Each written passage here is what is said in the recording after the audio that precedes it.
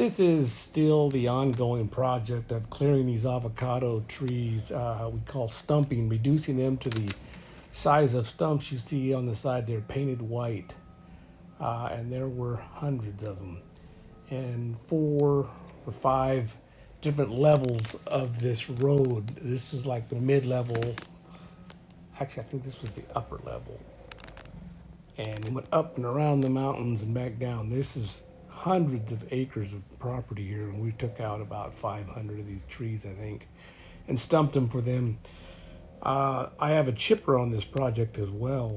Chipper works fine on nice long straight pieces up to about 10 inches in diameter.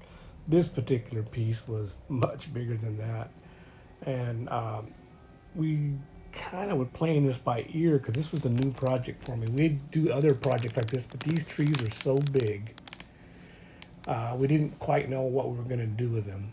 And you can see how steep this terrain is here. So all we have is the road. We can just drop from the upper level down to the road, chew it up, and spit it on down the hill.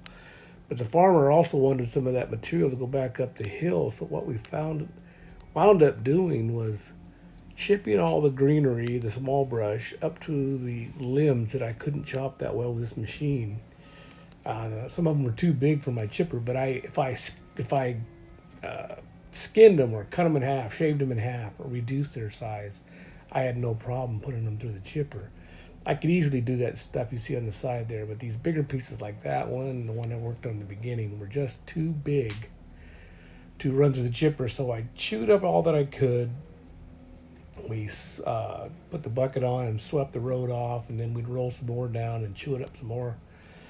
Once it would get too deep, we just literally buried it underneath itself. And those roads are meant to carry water downhill during the wintertime, as well as roads to pick and access the orchard. So I just pushed this stuff out in the road as best I could, chewed up what I could. Most of that I got chipped up pretty well with the machine here. What got buried got picked up and run through the chipper by hand.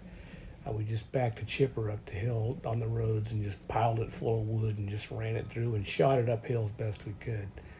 So this was an interesting project. I don't see a lot of these guys using their mulching machines on this kind of wood.